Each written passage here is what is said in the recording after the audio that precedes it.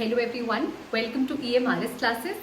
आइए आज अपने इस वीडियो में हम डिस्कस करते हैं एक बहुत ही इम्पोर्टेंट इशू को, जिसके लिए कि जो यूथ हैं, जो कैंडिडेट्स हैं, जो अभी अप्लाई करना चाह रहे हैं, टीचिंग में अपना करियर देख रहे हैं, वो बहुत ज़्यादा टेंशन में है।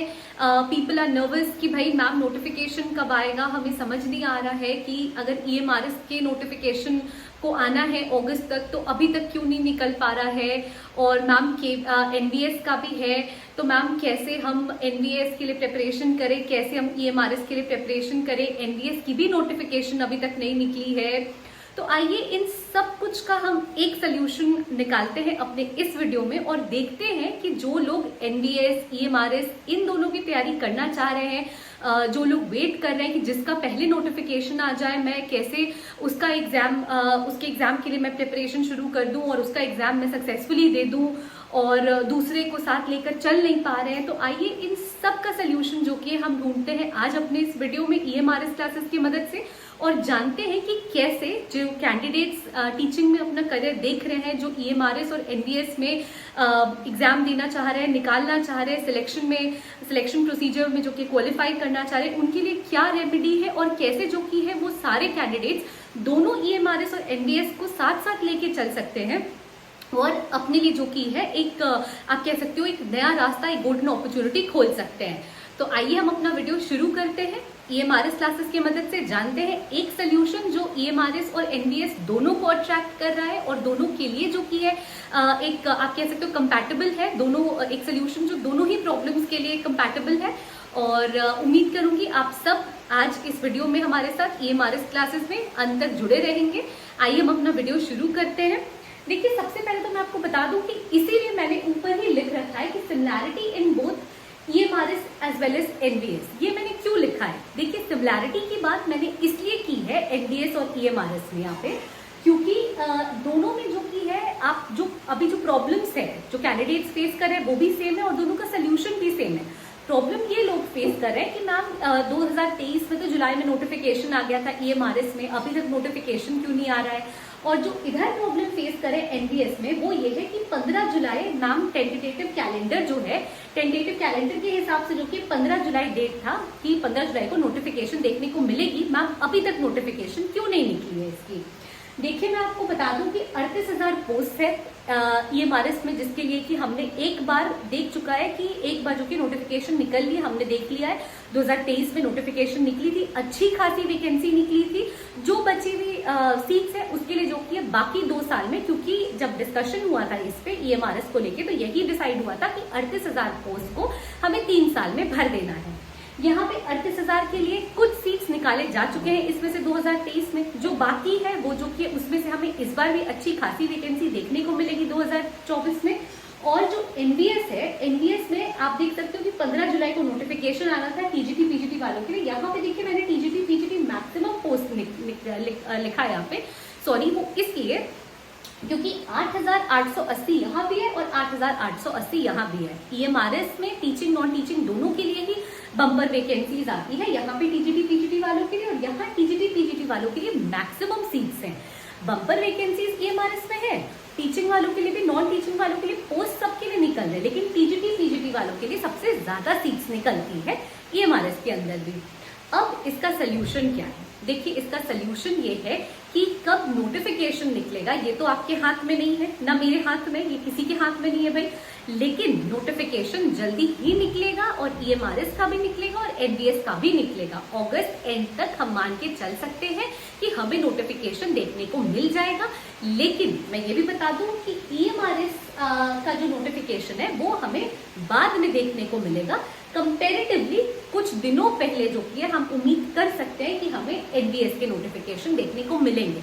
हो सकता है आपको अगस्त मिड तक ही या अगस्त स्टार्टिंग में या अगस्त मिड तक ही आपको KVS का NVS का नोटिफिकेशन देखने को मिल जाए और अगस्त एंड में जाके आपको EMRS का नोटिफिकेशन देखने को मिले। तो थोड़ा सा ही अंतर है निकलने में, जो निकलेंगे आपके नोटिफिकेशन, इसमें थोड़ा सा ही अंतर रह जा रहा है NVS और EMRS में। अदरवाइज ये बिल्कुल सेम है कि आप मान के चल सकते हो कि सेम ऑलमोस्ट सेम टाइमिंग पे जो कि थोड़ा आगे पीछे इनके नोटिफिकेशंस निकलेंगे। ये तो हो गई नोटिफिकेशन की बात। अब है एलिजिबिलिटी क्राइटेरिया पे आप आओ। देखिए टीजीटी के लिए बीएड है प्लस सीटेट पेपर 2 है, ग्रेजुएशन है 50%। पीजीटी वालों के लिए एमए चाहिए, मास्टर्स चाहिए 50% प्लस बीएड की डिग्री होनी चाहिए। अगर आप ये देखोगे टीजीटी पीजीटी, ये जो एलिजिबिलिटी क्राइटेरिया है यहाँ टीजीटी पीजीटी वालों के लिए, ये ऑलमोस्ट सेम है एनडीएस में भी केवी और ईएमआरएस में भी। एनडीएस और ईएमआरएस में ये सिमिलैरिटी है, स्लाइट डिफरेंस हो जाता है जो थोड़ा बहुत है वो सब्जेक्ट कॉम्बिनेशन में आपको देखने को मिल सकता है। अदरवाइज जो टीजीटी और पीजीटी की एलिजिबिलिटी क्राइटेरिया है वो बिल्कुल सेम है ईएमआरएस के लिए भी और एनडीएस के लिए भी। अब देखिए हम बात करते हैं कि यहाँ पे जो देखिए और एक चीज और मैं बता दूं, एक क्वेश्चन अधिकतर लोग पूछ रहे हैं, ये जो मैंने लिखा है ये एलिजिबिलिटी है, ठीक है।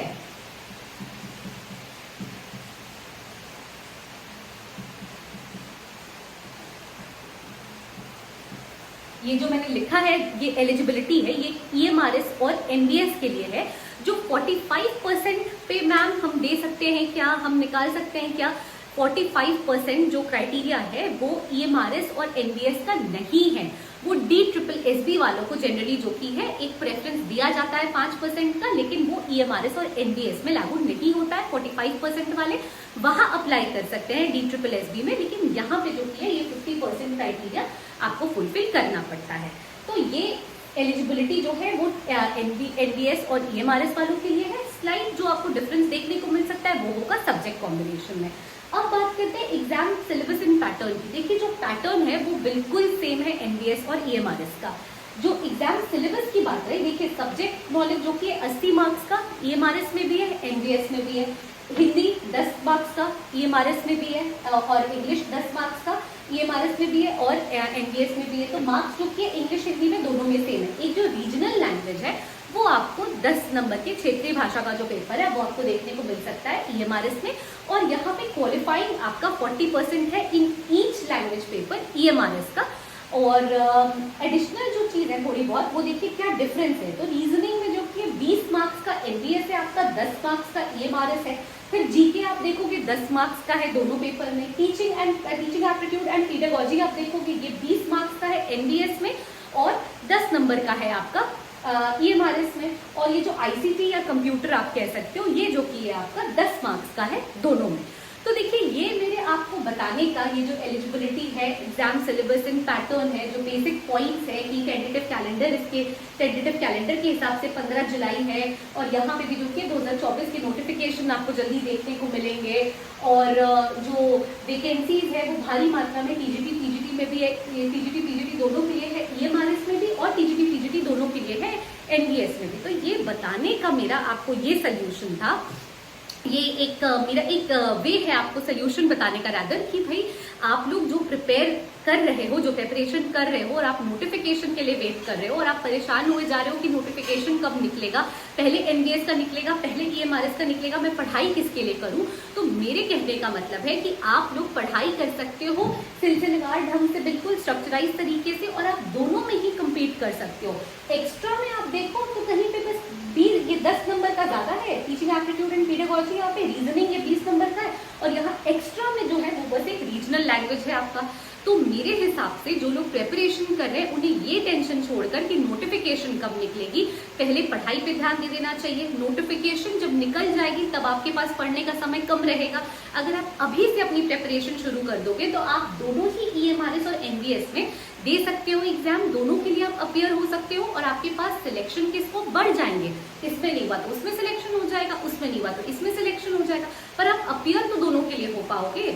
तो अपनी प्रिपरेशन पे आप ध्यान दो, अपनी स्टडीज पे आप ध्यान दो, सब्जेक्ट्स जो है उसको कैसे आपको फ्रेम करना है, कितने मेहनत करनी है आपको, उस पर ध्यान दो। एनडीएस के पहले का पेपर देखो, ईएमआरएस के 2023 का पेपर देखो और अपने जो सिलेक्शन की प्रक्रिया है उसको जो किया पकड़ में लाओ, मजबूत करो, अच्छे से जो कि प्रिपरेशन करो, क्योंकि ये बहुत अच्छी अपॉर्चुनिटी है। देखिए इस बार तो एनडीएस और ईएमआरएस दोनों में जब साथ साथ आप देख रहे हो चांसेस हैं इनके नोटिफिकेशन निकलने के, साथ साथ एग्जाम भी होगा, प्रिपरेशन आप शुरू करोगे तो आप दोनों के लिए साथ साथ प्रिपरेशन शुरू कर दो, दोनों एग्जाम दे सकते हो। जो चांसेस रहेंगे क्वालिफाई करने के दोनों में ज्यादा रहेंगे, और अगर दोनों में मतलब होता है ना बाय गॉड्स ग्रेस आपका सिलेक्शन हो गया तो ये आपके ऊपर है कि आपको ज्वाइन किस में करना है।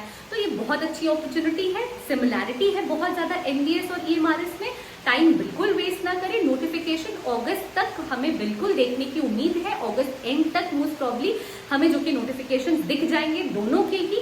लेकिन आप अपनी पढ़ाई पे ध्यान दो, अपने प्रिपरेशन पे फोकस करो, एंड दोनों के लिए ही आप, अगर आप इसको बेस बना के चलोगे, जो सिलेबस है आपका, इसको आप बेस बना के चलोगे तो आप दोनों के लिए प्रिपरेशन कर पाओगे।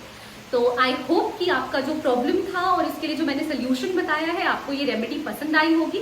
Thank you so much for watching the video till the end. Please stay tuned to EMRS classes, and please do like, share and subscribe this channel. Stay tuned. Thank you.